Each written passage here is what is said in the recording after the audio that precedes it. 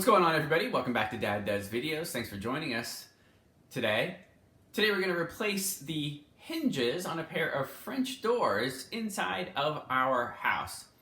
Now you need to do a little bit of prep work before you go to your favorite hardware store to pick out some new hinges. It's not painful, but you just need to think about a few things and measure a few things before you go. First thing is, have a plan for the color of the hinge that you want.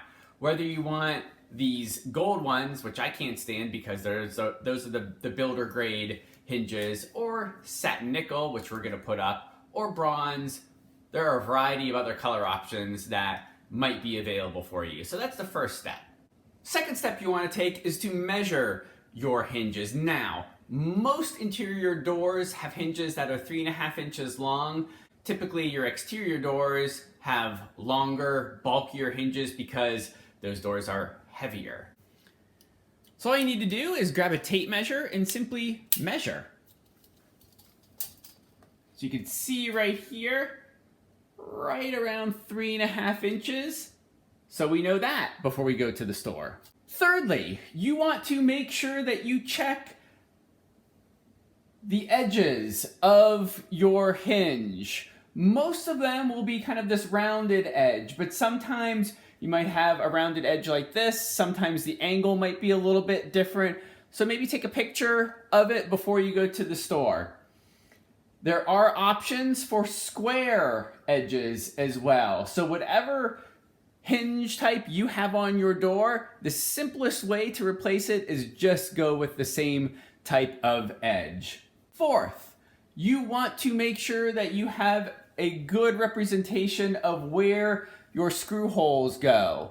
Again, if the holes are already there, it's so much easier to just get a hinge that matches where the screw holes go already on your door.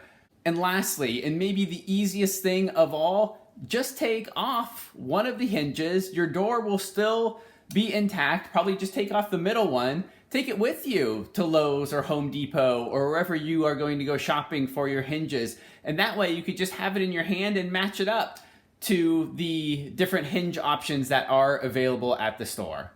All right, now here are the hinges that we are going to put on. They're from Everbilt.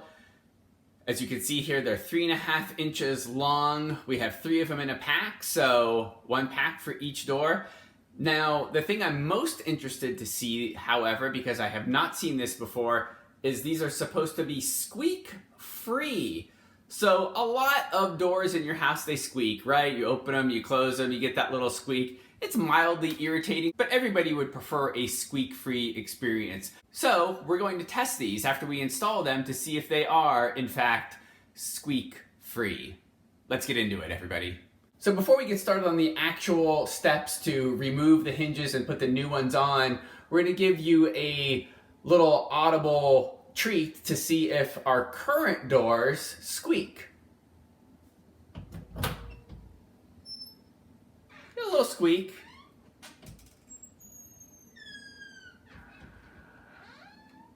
I wanted to give you that audible evidence to see if our squeak-free hinges will make a difference later when we put them on. All right, now we're ready to remove one of the hinges and replace it with one of the new hinges. Now, I've seen a lot of people take off their entire doors, like remove all 3 hinges at once, take the door off the wall, and then put your hinges on. I've never understood that because you don't have to go through all that work. You can just replace 1 hinge at a time. Your door is perfectly stable with 2 hinges for the time being when you are making this change. So let's get started with the middle hinge. Now I have a Phillips head screwdriver, or you can use a drill as well. Either one will work. Now I'm going to use the drill just because it's a little bit faster. So simply just remove the screws that are holding your current hinge on your door. And it doesn't matter which side you do first. You can just take them off randomly.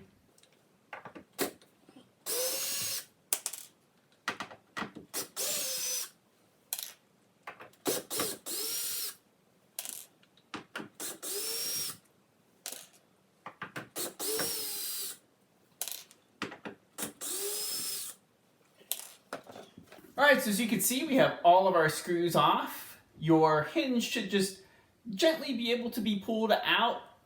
It might be stuck on there just a little bit if people who've owned your house, or maybe you did, you painted over it by mistake a little bit. So if you grab onto it like mine and it's not really popping off that easily, you just maybe need to put some pressure on it from behind.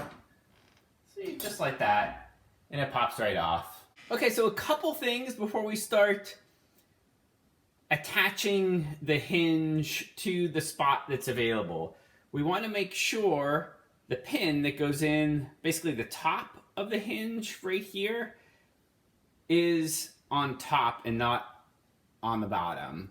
We want to make sure that this hinge is able to close completely. So when we have it in like this, you want the door to be able to close and make sure the hinge pieces, the flaps, I guess, go together.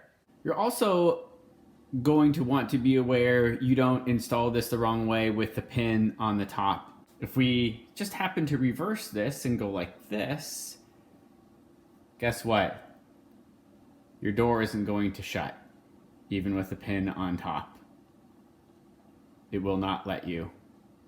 So if you put it in like this, closes like that, and the same thing is going to happen. Your door won't have a full functionality to close the whole way. All right, so in the pack of hinges that I got, there is a bag of screws for each hinge. We are simply going to open the bag and start using the screws inside. Now you will notice there is a kind of an extra long screw in here that I'm not going to use. A lot of people will use that to put in the top hinge. There's some thinking that it gives the door some more stability. I've never had that issue, so I'm just going to not use it. All right, time to put up the new hinge. Just kind of put it in place where the screws match up. Get a screw and get to work. Now, personally, I like to attach one screw to one side first, and then on the corresponding side, I don't think there's like a specific way you need to do this. It's just what I like to do. So we'll get this up and show you what it looks like.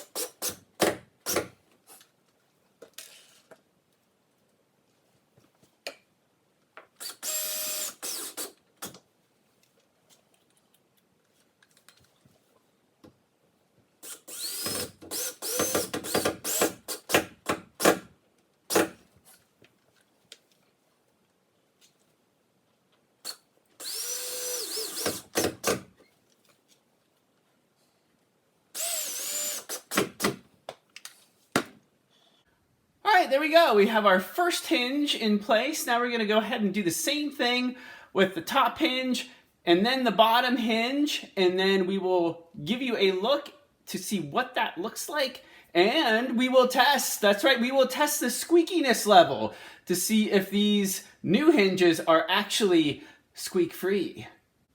Okay, we have all of our hinges in. This is the top one, and we've got the middle one, which you've already seen, and then the one on the bottom. Now, one of the things you might notice and you're probably curious about is what happens, or is it a big deal, if the space that's available for your hinge doesn't line up absolutely perfectly. So as you can see here on the edge, this doesn't absolutely fit into the space provided, and it's not a big deal. You are perfectly fine to proceed with your hinge kind of sticking out a little bit. As you see, when we close the door, it's not going to affect the function at all. Since we have one set of hinges complete on one of our French doors, we're going to check that squeakiness level to see if this is actually true. So, here goes.